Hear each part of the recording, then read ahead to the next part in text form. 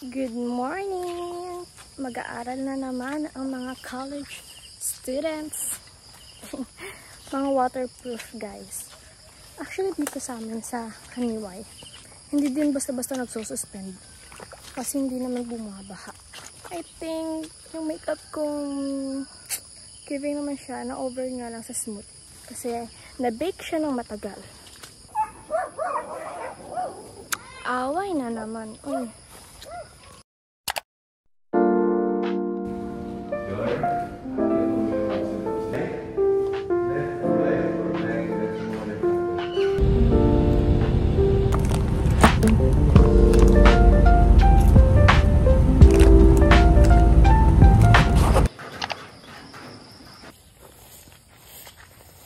Good morning guys! So itong weekly vlog ko, wala masyadong college days kasi nga, alam niyo naman, suspended ang pasok.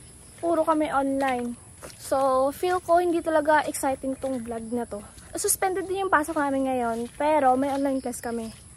And I'm gonna buy my requirements kasi wala lang, bored na ako sa bahay, gusto ko nang umalis.